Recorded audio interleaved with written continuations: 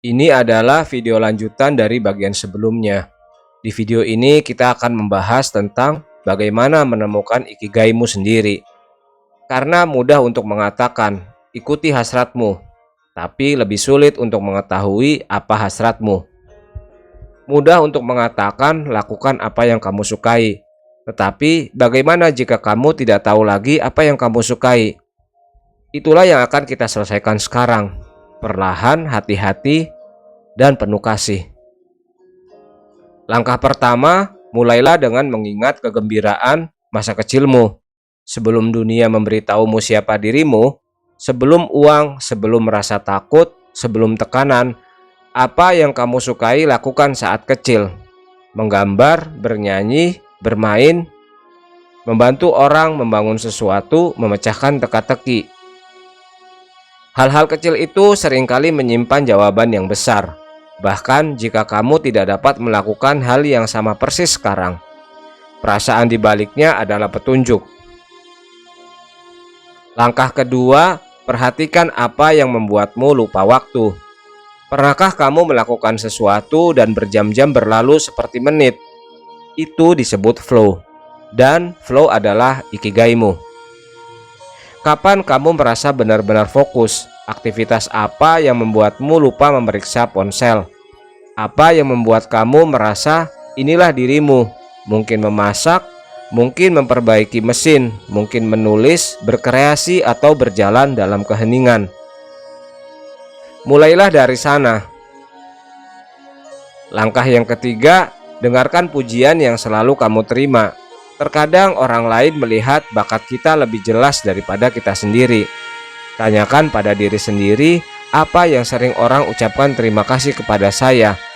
Apa yang selalu mereka katakan tentang kemampuan saya? Mungkin kamu adalah teman yang selalu mendengarkan. Mungkin kamu memberikan nasihat terbaik. Mungkin kamu mengatur segala sesuatu dengan indah. Mungkin kamu selalu membuat orang tertawa. Ini bukanlah hal-hal kecil, ini adalah kunci tujuanmu. Langkah yang keempat, jelajahi, jangan memutuskan.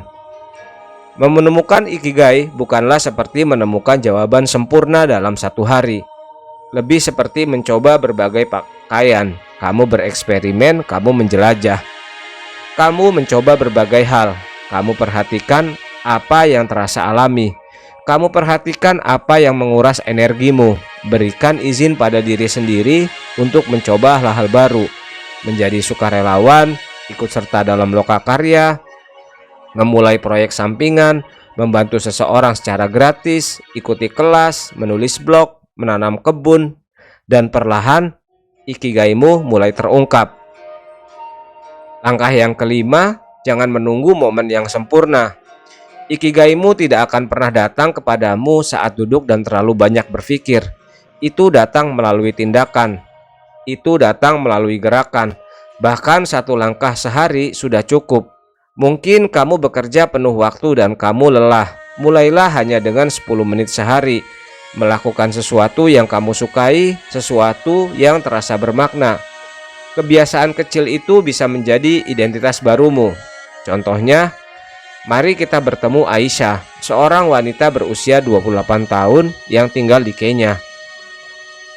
Dia bekerja sebagai resepsionis di sebuah hotel. Itu cukup untuk membayar tagihan, tetapi dia tidak merasa termotivasi. Suatu malam, seorang tamu memintanya untuk merekomendasikan tur jalan kaki di kota. Dia berkata, "Aku akan menunjukkannya sendiri." Dia mengajak tamunya berkeliling kota, bercerita, menunjukkan karya seni, dan berbagi informasi tentang warung makan. Dan ketika mereka kembali, tamu itu berkata, "Kamu seharusnya menjadikan ini sebagai mata pencaharian. Kamu luar biasa dalam hal ini." Aisyah merasakan sesuatu berubah. Dia menyukai bercerita, dia sangat mengenal kotanya, dia memiliki energi. Orang-orang menyukai cara dia menjelaskan budaya. Sekarang, setiap akhir pekan, dia menyelenggarakan tur jalan kaki. Dia mendapatkan uang tambahan, bertemu orang-orang baru, dan akhirnya merasa hidup kembali. Itulah ikigainya, dan itu dimulai dengan hanya 1 kali berjalan.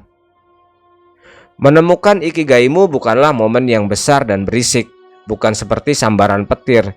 Itu adalah penemuan yang tenang. Itu adalah saat kamu berkata, "Inilah yang seharusnya saya lakukan."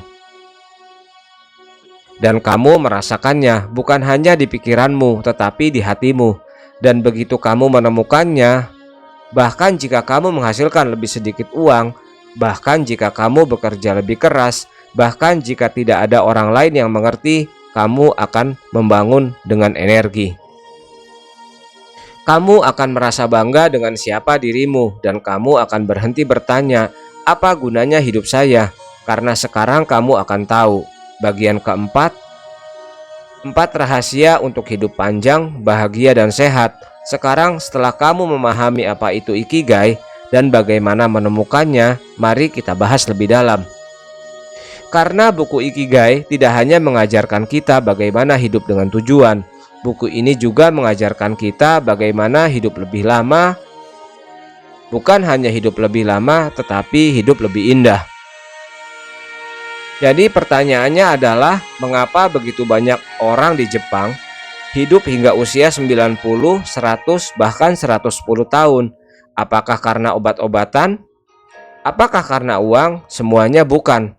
Itu karena gaya hidup mereka, cara mereka makan, bergerak, berpikir, terhubung, dan hidup dengan tujuan. Mari kita jelajahi 4 rahasia besar dari orang-orang yang bahagia dan berumur panjang. Rahasia pertama, hubungan sehat dengan makanan hara hachibu. Di Jepang, orang-orang mengikuti aturan sederhana hara hachibu, yang berarti makanlah sampai kamu kenyang 80%. Mereka tidak makan berlebihan. Mereka berhenti ketika sedikit lapar. Mereka makan perlahan. Mereka menghargai makanan mereka. Mereka tidak pernah membuang-buang makanan. Makanan mereka penuh dengan sayuran, tahu, ubi jalar, sedikit ikan, nasi, teh hijau, sup miso, serta rumput laut. Mereka tidak menghitung kalori. Mereka hanya makan dengan penuh kesadaran. Mereka memperlakukan makanan seperti obat. Di sebagian besar dunia, orang makan sampai merasa kenyang. Di Jepang, mereka makan sampai merasa ringan. Kebiasaan kecil ini adalah salah satu alasan terbesar mereka hidup lebih lama. Mereka tidak berdiet, mereka menghargai tubuh mereka. Rahasia kedua, tetap bergerak bahkan saat kamu berusia 90 tahun. Di sebagian besar kota modern, orang tua duduk sepanjang hari. Namun di Jepang, mereka bergerak setiap hari.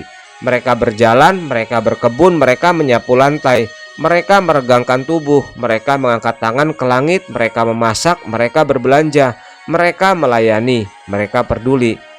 Gerakan bukan hanya tentang gimnastik atau olahraga, ini tentang hidup dalam gerakan. Bahkan perabotan di Jepang membantu hal ini. Sebagian besar orang duduk di lantai. Itu berarti setiap kali mereka duduk atau berdiri, mereka meregangkan kaki mereka. Mereka tidak pergi ke gym, tetapi mereka hidup lebih lama daripada orang yang melakukannya, karena mereka tidak berhenti, bahkan pada usia 95 tahun. Mereka menjaga tubuh mereka tetap hidup, satu langkah kecil pada satu waktu. Rahasia ketiga adalah komunitas dan koneksi yang kuat. Orang-orang adalah bagian dari sesuatu yang indah yang disebut moai. Sekelompok kecil teman yang saling mendukung seumur hidup. Mereka bertemu secara teratur, mereka berbagi makanan, cerita, teh, tawa, kesedihan, kenangan. Jika seseorang jatuh sakit, kelompok itu membantu. Jika seorang kesepian, mereka mengunjunginya. Jika seseorang bahagia, mereka merayakannya bersama. Di sebagian besar kota saat ini, orang merasa terisolasi. Tetapi di Jepang tidak ada seorang pun yang sendirian. Koneksi yang mendalam ini membuat hati tetap muda. Ini memberi orang alasan untuk hidup. Karena mereka tidak hanya hidup untuk diri mereka sendiri, mereka hidup untuk satu sama lain. Rahasia keempat, tujuan yang jelas yang tidak pernah berhenti. Ini adalah perbedaan terbesar antara kehidupan Jepang dan kehidupan modern. Di sebagian besar negara, orang bekerja keras sepanjang hidup mereka hanya untuk pensiun dan beristirahat. Tetapi di Jepang, orang tidak pernah berhenti dari tujuan mereka. Mereka mungkin berhenti dari pekerjaan penuh waktu, tetapi mereka tidak berhenti hidup dengan ikigai. Seorang pria berusia 102 tahun mungkin masih memainkan musik. Seorang wanita berusia 97 tahun mungkin masih merawat kebunnya. Seorang nelayan berusia 89 tahun mungkin masih pergi ke laut selama beberapa jam. Mengapa? Karena ketika hatimu memiliki tujuan, tubuhmu terus bekerja. Mereka tidak menunggu akhir pekan. Mereka tidak menunggu liburan, mereka tidak menunggu untuk bebas.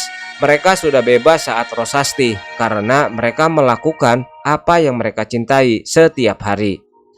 Contoh saja, Bapak Hamada bangun pukul 6 pagi setiap hari.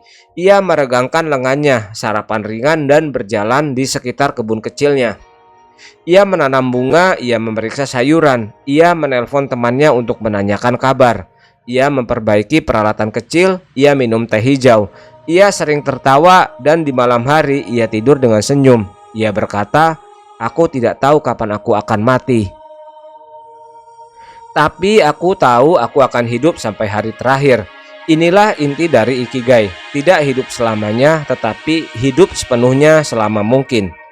Bagian kelima, mengenai pensiun, pekerjaan, dan kesehatan. Sekarang mari kita bicarakan sesuatu yang hampir tidak ingin didengar siapapun, tetapi ikigai mengajarkannya dengan jelas. Pensiun dini mungkin tidak selalu membawa kebahagiaan. Bahkan bagi banyak orang, pensiun menyebabkan kesedihan, kebosanan, kesepian, dan bahkan kematian dini. Mengapa? Karena kita tidak diciptakan untuk tidak melakukan apapun. Kita diciptakan untuk menciptakan, terhubung, tumbuh, melayani, belajar, bergerak. Ketika orang berhenti bekerja sepenuhnya, mereka sering kehilangan rasa identitas mereka. Mereka mulai bertanya, siapa saya sekarang? Apa yang saya lakukan sepanjang hari? Apa tujuan hidup saya sekarang? Ini bukan tentang bekerja di kantor sampai usia 90 tahun. Ini tentang tidak pernah berhenti berkarya. Bahkan jika pekerjaanmu berakhir, ikigaimu tidak boleh berhenti. Ini sebuah kisah nyata. Tomoko, penjahit berusia 87 tahun. Tomoko menghabiskan 60 tahun menjahit pakaian. Ia pensiun pada usia 72 tahun. Tetapi setelah 1 tahun tidak melakukan apapun, ia merasa lelah, cemas, dan tidak berguna. Suatu pagi, ia melihat mesin jahit lamanya di sudut ruangan. Ia menyalakannya, ia mulai menjahit kantong kecil dan sapu tangan. Kemudian, ia mulai memberikannya secara cuma-cuma di pasar. Orang-orang menyukainya, mereka memberinya pelukan, senyuman, dan surat terima kasih. Sekarang pada usia 87 tahun, ia menjahit setiap hari, bukan untuk uang, untuk cinta. Ia berkata, ketika saya menjahit, saya merasa muda kembali. Tangan saya ingat, pikiran saya menjadi tenang, hati saya menjadi hidup. Tomoko tidak kembali bekerja, ia kembali ke ikigainya. Pekerjaan bukanlah musuh, pekerjaan yang tidak bermakna adalah musuh. Kamu tidak diciptakan untuk melakukan pekerjaan yang kamu benci selama 40 tahun, lalu duduk di sofa selamanya. Kamu diciptakan untuk menemukan sesuatu yang bermakna. Dan lakukanlah dengan cara apapun yang kamu bisa, selama kamu mampu, bahkan 10 menit sehari, bahkan satu tindakan kebaikan, bahkan sebuah kreasi kecil, itulah caramu tetap hidup. Itulah caramu sembuh, itulah caramu tumbuh. Bagian keenam adalah tentang kekuatan fokus dan aliran dalam pekerjaan sehari-hari. Sekarang, mari kita bicara tentang sesuatu yang indah yang diajarkan buku Ikigai. Sesuatu yang dapat mengubah kehidupan sehari-harimu. Itu disebut aliran. Aliran adalah keadaan fokus penuh. Itu terjadi ketika kamu melakukan sesuatu dan kamu melupakan waktu. Kamu melupakan rasa lapar. Kamu melupakan stres, kamu sepenuhnya hadir, sepenuhnya hidup, sepenuhnya menjadi dirimu sendiri. Aliran bukanlah tentang tujuan besar, ini tentang perhatian penuh. Kapan kamu merasakan aliran? Bisa jadi ketika kamu memasak makanan, menulis sesuatu, melukis atau mendesain atau bernyanyi. Atur ruangmu, bantu seseorang yang sedang kesakitan. Atau saat kamu sedang bermeditasi atau berjalan-jalan di alam. Memperbaiki sesuatu dengan hati-hati, membangun sebuah proyek, sebuah model, sebuah bisnis. Kamu tidak melakukannya untuk imbalan. Kamu melakukannya karena aktivitas itu sendiri terasa seperti imbalan. Inilah aliran, dan ini adalah salah satu kunci untuk kehidupan yang panjang dan bermakna. Contoh, Kenji bekerja di bengkel kecil di Jepang. Dia membuat sendok kayu, hanya sendok, tidak ada mesin yang berisik, tidak ada pemasaran, tidak ada ketenaran. Tetapi setiap hari dia memegang sepotong kayu seolah-olah itu hidup. Dia membentuknya perlahan dengan hati-hati. Dia menghaluskan tepinya, dia memoles permukaannya. Dia memperhatikan bagaimana kayu itu memantulkan cahaya. Berjam-jam berlalu, dia tidak melihat jam.